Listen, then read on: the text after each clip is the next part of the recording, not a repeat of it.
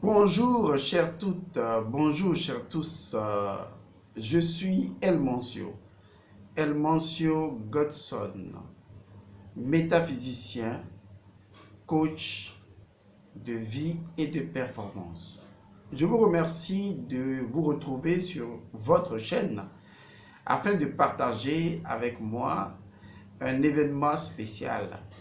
Un événement spécial, il s'agit de la fête de la vie. Tous les 23-24 octobre de chaque année, nous célébrons la vie. Beaucoup d'étudiants sont déjà familiers à cette fête-là. Beaucoup de sympathisants se sont déjà familiarisés à cette fête-là.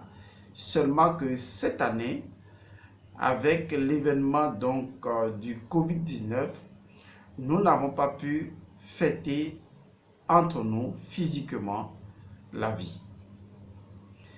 Je remercie au passage Covid-19 pour son avènement et ses événements, pour la leçon qu'il nous apprend, et donc nous saisissons et nous saisirons toujours l'opportunité qu'il nous offre pour améliorer les choses dans notre relationnel.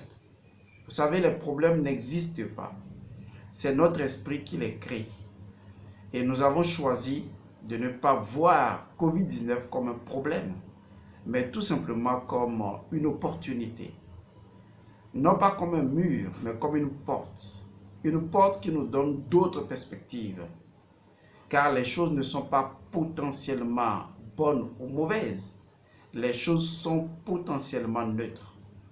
C'est là qu'intervient le pouvoir de la polarisation que nous mettons en mouvement en tant que vibration, selon la loi de vibration, et que nous rythmons tout au long de notre existence. La méconnaissance du fonctionnement de la mécanique globale de l'univers fait que beaucoup de personnes se trompent sur les cibles, sur la chasse, sur les gibiers ou sur les guerres à mener. Mais nous allons faire ce qui est de notre mission pour éveiller ceux qui sont prêts. Le nombre importe peu. Ce qui importe, c'est la qualité du message et la qualité de ceux qui écoutent le message que je partage sur YouTube. Je voudrais, avant de commencer, vous inviter encore à suivre le séminaire sur la vérité de l'auto-érotisme pour l'éveil intérieur et la libération spirituelle. Vous serez étonné du contenu parce que vous verrez qu'il est absolument difficile de maîtriser le monde intérieur par le phénomène de l'auto-érotisme qui nous révèle une arcane assez importante, à savoir l'arcane du désir, le principe même du désir. On en parlera suffisamment tout au long de cette formation sur la vérité de l'auto-érotisme et ou de la masturbation, si vous voulez, pour l'éveil intérieur et la libération spirituelle. Ce séminaire commencera le 3 novembre pour les personnes qui voudraient bien être avec nous dans ce nouveau séminaire, dans ce nouveau cours. Je remercie au passage également les personnes qui sont avec nous dans d'autres cours et j'espère que cela leur apporte suffisamment de visibilité spirituelle afin que eux-mêmes, ayant des yeux ouverts, puissent voir les choses avec discernement. Et donc, à la fête de la vie de chaque année, nous faisons une thématique que je vais vous présenter à travers cette vidéo. Mais au même moment, laissez-moi vous dire que la fête de la vie aura bel et bien lieu. Elle aura lieu tout simplement dans un décalage horaire. Et donc, nous allons repousser la date de cette fête-là. Et comme le nombre 2 de 2020 nous interpelle et nous montre que nous sommes dans une dimension de gémellité, eh bien, nous allons jumeler les deux événements, à savoir la fête de la vie et le rituel du feu sacré. Les deux auront lieu au même moment. Vous voyez, la nature sait si bien faire les choses que nous devons apprendre à la lire et à tirer le son de ce qu'elle tente de nous accompagner à comprendre afin de mieux faire les choses dans notre existence. Donc, la fête de la vie et le rituel du feu sacré auront lieu au même moment, eh bien, la date vous sera donnée ultérieurement. Nous sommes ardemment, activement sur les préparatifs pour que Rafeza 2020 soit un événement assez important, mémorablement parlant. Alors, comme aujourd'hui, c'est la fête de la vie, depuis le 23, 24, 25, ce sont les jours de la fête de la vie, il est important qu'en tant que Life Master, instructeur spirituel, maître de cette école du Paramakshar ou de l'Institut de la sagesse impérissable sacrée Isis, je puisse partager avec vous une thématique sur la vie, car c'est la fête de la vie. Vous savez, il y a quelque chose de très important que je dis tout le temps à tous ceux qui veulent bien l'entendre. Faites toujours la différence entre la vie et l'existence. Car la vie, elle ne peut pas être plus que ce qu'elle est en ce moment. Elle est en ce moment la totalité de la prospérité, de la richesse, de la guérison, de la paix et du bonheur. Elle est déjà ce qu'elle est. Elle ne peut pas être plus que ce qu'elle est en ce moment. Par contre, votre existence peut s'améliorer ou tout simplement peut inverser son évolution. Et dans ce cas, l'évolution de votre existence ou des paramètres de votre existence ou même des formes multiples de votre existence ne peut se faire que grâce à votre maîtrise de la vie. C'est en cela que vous devez être le canal qui permet à la vie, dans sa nature principielle, dans sa totalité, représentative de le tout, que cette vie-là puisse, à travers vous, le canal, verser complètement dans votre existence la totalité de la prospérité, de la richesse, de la vie et du bonheur. Car la vie, c'est tout simplement cela. C'est la vie éternelle. Je dis bien, la vie est toujours éternelle. Et donc, la vie n'a pas de frontières. La vie n'est pas temporelle. Et par conséquent, elle est éternelle. La vie est immortelle. C'est la seule immortalité et c'est la seule éternité, c'est la vie. Et la vie est illimitée, infinie, pure et parfaite. Et le plus intéressant, c'est que la vie est incréée, car rien n'a créé la vie. Certes, l'existence est créée.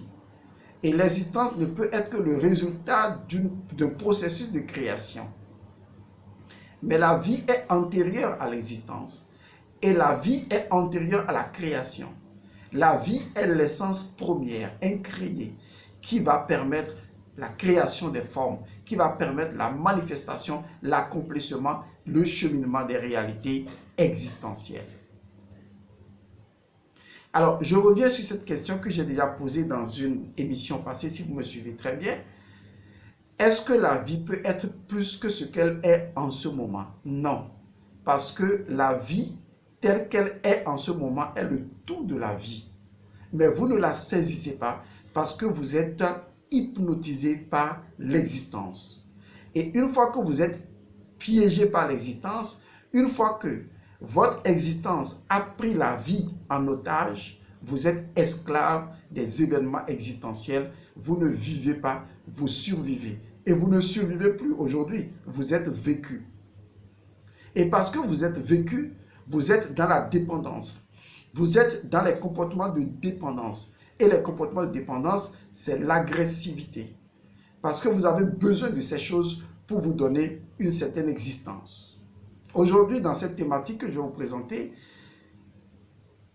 concerne donc la relation entre le web, en général, tout ce qui est artificiel, si vous voulez, et la vie. Il est très important de commencer à faire la part des choses. Et donc, la thématique, c'est quand le web prend la vie en otage. Ce type de scandale n'intéresse personne. Que le web et tout ce qui est artificiel prennent la vie réelle en otage. Ce n'est pas un scandale. C'est curieux. Ce qui est un scandale pour vous, ce qui paraît scandaleux pour vous, c'est lorsque vous allez sur Internet et que vous voyez des événements scandaleux. En fait, que vous typifiez scandaleux. Pour vous, ce qui est scandaleux, ce qui est le scandale, ce que sont les scandales, c'est lorsque quelque chose sort de la normalité. Lorsque vous apprenez qu'un ministre a fait une infidélité, lorsque vous apprenez qu'un président a fait des cachotteries, lorsque vous apprenez que tel footballeur, tel chanteur a fait des galipettes, lorsque vous apprenez que telle personne a détourné de l'argent ou que telle personne a fait des choses qui sortent de ce que, au niveau sociétal, vous avez conçu comme norme, cela devient un scandale pour vous. Et aujourd'hui, si vous regardez très bien, le web est devenu la plateforme du scandale. On va sur le web parce qu'on est à la recherche d'un scandale. On va sur le web parce qu'on est à la recherche d'un événement scandaleux. À tel point que les esprits ont commencé à créer ce type d'information pour pouvoir nourrir une entité émotionnelle. L'entité émotionnelle de l'humanité. Car l'entité émotionnelle de l'humanité est ce qui surfe sur le web.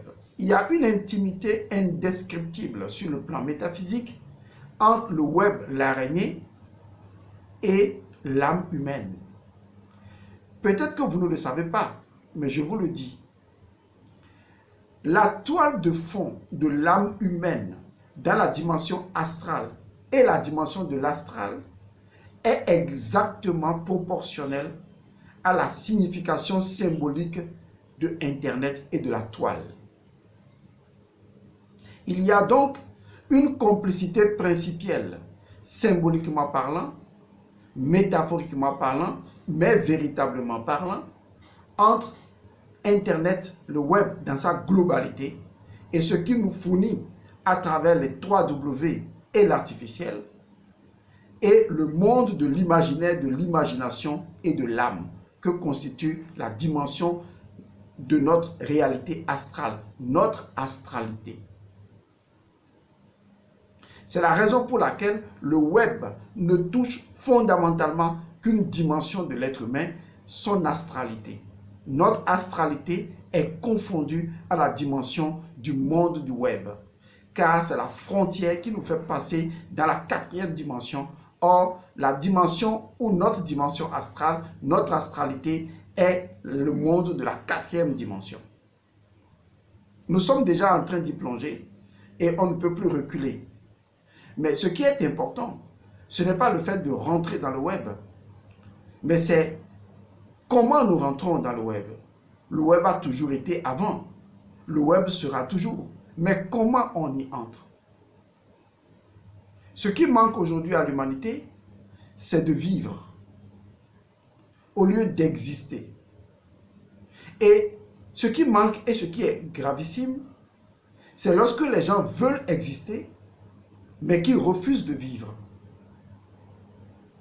Ne comprenant même pas la différence, ils confondent le fait d'exister et le fait de vivre, et donc ils confondent les choses de l'existence au fait de vivre, et ils deviennent esclaves de leur propre existence. La vie est antérieure à l'existence, et l'antériorité de la vie par rapport à l'existence est ce qui fait de la vie le maître de l'existence. Et si vous perdez cette donnée-là, vous lancez votre vie sur la toile, c'est le véritable scandale. Lorsque votre âme n'est plus sous votre contrôle, c'est ce qui a toujours fait peur à tous les initiés de tous les âges. Perdre son âme.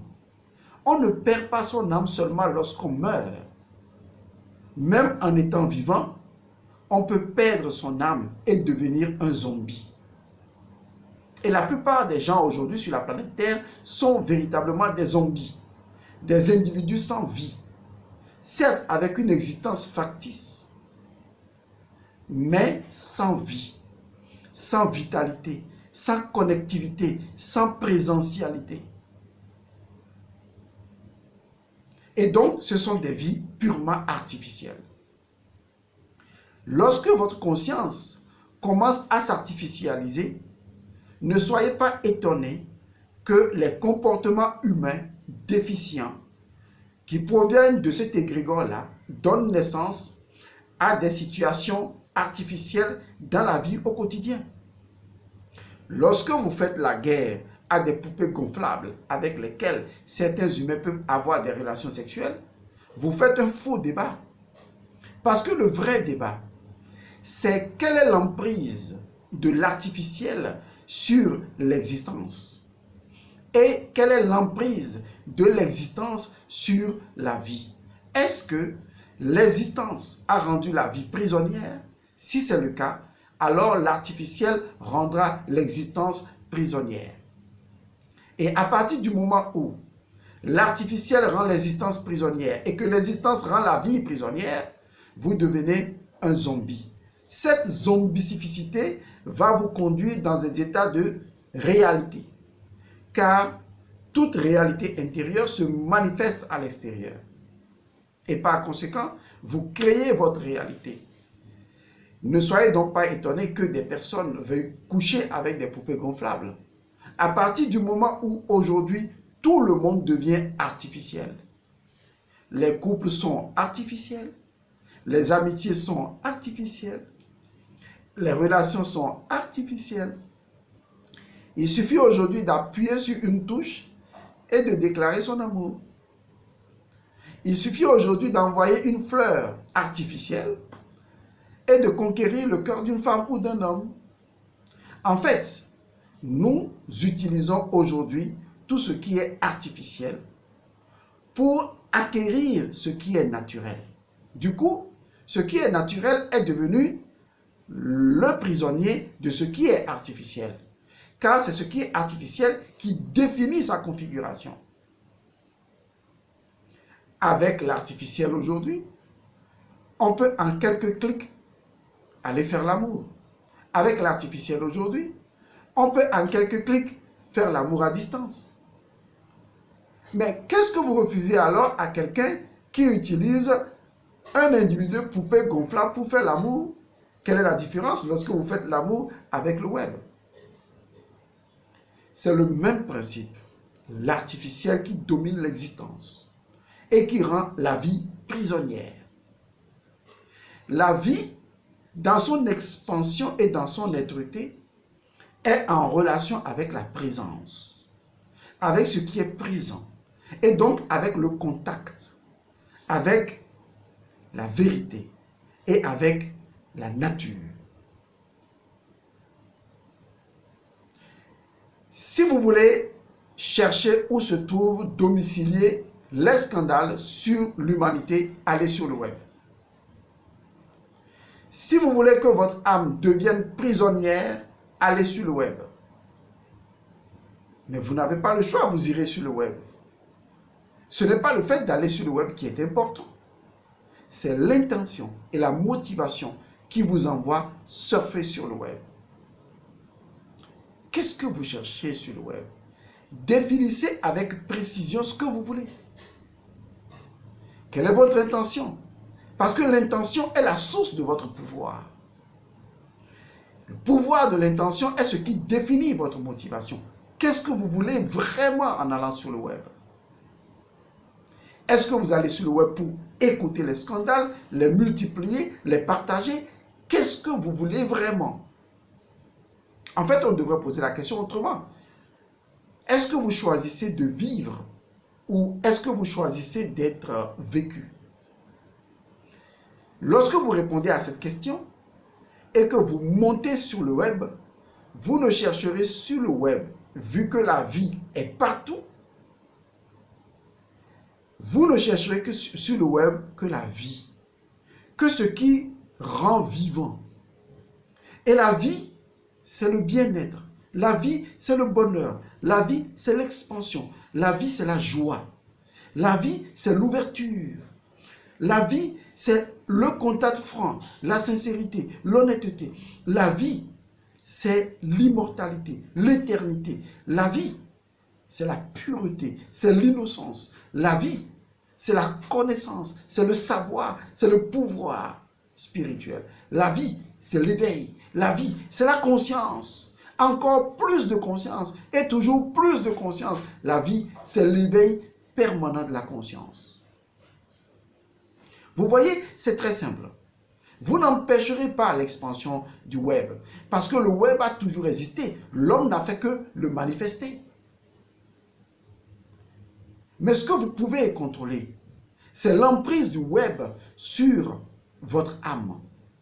Ne pas faire du web un instrument qui vient phagocyter votre âme. Vous allez voir des gens sur le web, c'est assez pitoyable. Des gens qui aiment le scandale, des gens qui n'aiment que le scandale et qui n'aiment que publier le scandale. Et pour eux, ça n'a aucune action sur eux. Il suffit d'appuyer sur une touche et puis c'est tout. Le président des États-Unis peut également appuyer sur une touche et envoyer plusieurs bombes nucléaires sur la Terre. Une touche. C'est comme une validation à l'intérieur de votre esprit. Et chaque fois que vous appuyez sur le clavier, c'est votre esprit que vous engagez dans la droiture ou non de votre âme. Parce que votre âme est la toile. Votre âme est la connectivité avec le monde. C'est l'astralité. Le web, c'est l'astralité, rien d'autre. Mais ne laissez pas le web phagocyter la vertu de votre âme. Quelle est votre intention? Qui est la source de votre pouvoir? Que cherchez-vous sur le web? N'allez chercher que ce que vous avez intentionnellement envie de chercher. Libérez-vous de toutes les autres illusions. Libérez-vous de toutes les autres choses qui ne conviennent pas à votre intention, à votre motivation. Vous devez avoir une vision claire de qui vous avez choisi d'être. Et cette vision, vous devez la contempler. C'est la force de l'intention. Lorsque votre esprit voit clairement où vous voulez y aller, même en surfant sur le net, vous ne vous tromperez jamais. Donc le problème n'est pas le web. Le problème, c'est d'abord la reconfiguration de votre esprit.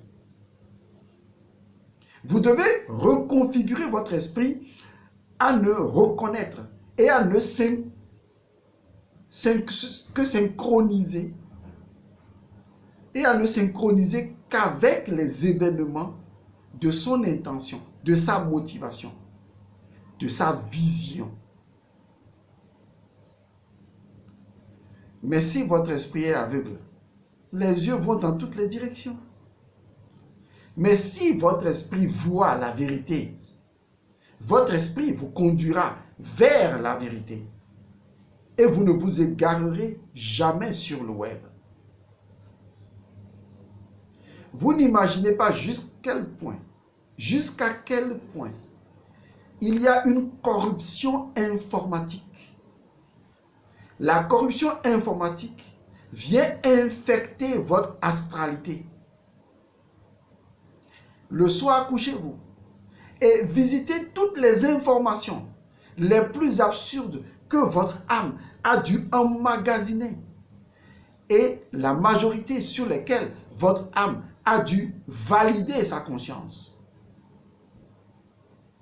Ces informations ne passent pas inaperçues dans l'énergie de votre égrégore. Au contraire, ces informations façonnent votre personnalité au niveau de votre âme. Parce que ce sont autant d'énergie qui permettront à votre âme de vous reconstruire dans votre version que vous avez choisie. Et donc, la question demeure, avez-vous choisi la vie et en tant que soleil et tout ce qui gravite autour de la vie, ou bien vous avez choisi l'existence et les caprices et les incertitudes de l'existence? Sachez une chose, et je vais être clair avec vous.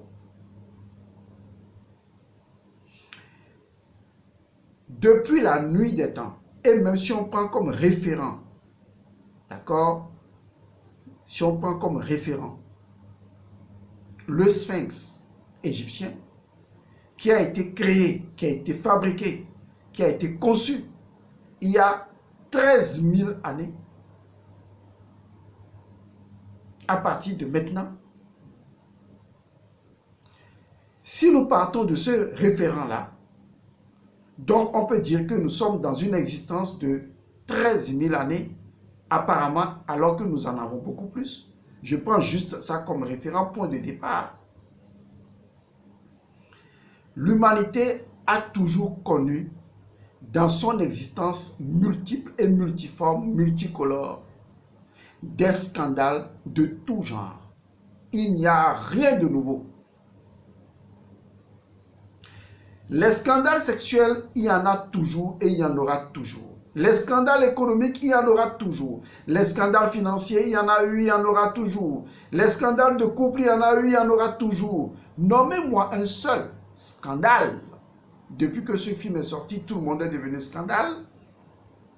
Nommez-moi un seul scandale de votre connaissance actuelle et qui n'ait pas déjà été dans le passé. Il n'y en a pas. Et tenez-vous bien, dans 1000 ans encore, lorsque nous physiquement peut-être ne serons plus là et que les enfants de nos enfants seront là, eh bien je vous assure, les mêmes scandales existeront toujours au sein de l'humanité. Il n'y aura jamais une ère de notre cycle d'évolution terrestre où les scandales n'existeront pas. Donc, ce serait faire preuve d'absence totale de lucidité, d'intelligence et de vie, de confier sa vie, son âme, ses émotions au scandale sur le web. Cela revient donc à accepter de ne pas vivre. Parce que c'est quelque chose ou ce sont des choses qui ne s'arrêteront jamais et qui sont faites en express pour corrompre et phagocyter votre âme. Mais vous ne vous en rendez pas compte. Vous ne vivez plus votre vie. Vous vivez les existences des autres. Une fois que vous intégrez des données, que vous les ruminez par une masturbation émotionnelle, ça devient votre existence. Et vous vivez les existences des autres. Vous parlez des autres à longueur de journée. Vous vous énervez contre les autres parce qu'ils ont eu un autre point de vue, parce qu'ils ont fait ci, ils ont fait ça. Vous en avez tellement qu'aujourd'hui, la question la plus simple est: quelle est la lucidité qui reste encore à votre âme? Quelle est la lucidité qui reste à votre corps émotionnel? Il n'y en a plus. Donc, c'est ça l'égarement dont parle le Coran. L'absence de lucidité, de discernement. Dans une existence où les choses qui sont aujourd'hui ont toujours été et seront à jamais. Il n'y aura jamais un cycle de l'humanité où les scandales n'existeront pas. Et c'est les mêmes scandales. La seule chose qui diffère, ce ne sont pas les mêmes individus, mais c'est la même chose. Et vous n'êtes pas fatigué de ça. Honnêtement, vous n'êtes pas fatigué de prendre l'existence des autres et d'en faire votre émotionnellement parlant, de créer une conjonction, une forme de gémellité avec les existences des autres et de les vivre, de les sentir et de souffrir à leur place en les insultant, en maugréant contre eux, en perdant votre énergie à ruminer des soi-disant scandales sur le web. En fait, excusez-moi, je vais le dire comme ça, mais pardonnez-moi, vous êtes idiots. Parce que vous ne savez pas ce que vous voulez. Vous n'avez même pas pitié de vous-même. Non, vous ne vous aimez pas. Parce que celui qui s'aime, aime la vie. Celui qui s'aime, même s'il s'ennuie, ne laisse pas son énergie se disperser dans le web et dans les scandales du web.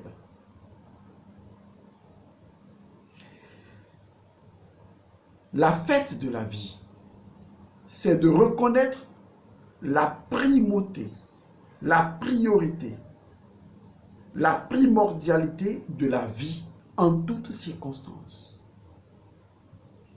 À chaque instant, de se poser la question, où est-ce que je me situe? Suis-je dans la vie ou suis-je dans l'existence?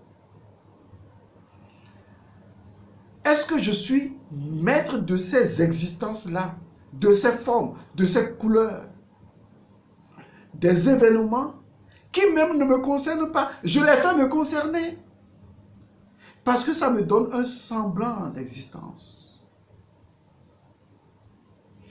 Où suis-je dans le courant de la vie universelle? Enfin, pour conclure, je comprends le problème de l'homme. C'est qu'il ne s'est jamais vu comme un être universel.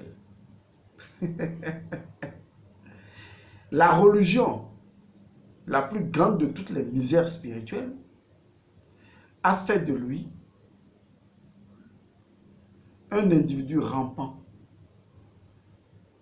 Parce qu'on ne lui a jamais ouvert les yeux pour lui montrer sa grandeur, pour lui montrer sa gloire, pour lui montrer qu'en réalité, chacune de ses actions est une action cosmique et universelle. En fait, cette éducation intentionnellement lui a été enlevée pour que, à travers les vagues d'émotions fabriquées, on puisse le prendre en otage et le manipuler. À quoi sert-il à un homme d'avoir toutes les choses du monde si cela consiste à perdre son âme? Pour finir, enfin, j'en ai tellement à dire, mais je vais m'arrêter là. Où se trouve votre âme en ce moment? Arrêtez de prier, arrêtez de méditer. Trouvez la réponse. Où se trouve votre âme présentement? Quand se trouve votre âme présentement? Quel est le statut actuel de votre âme? Si vous avez encore un peu d'intelligence, faites-en preuve. Elle, Monsieur Godson, j'ai dit.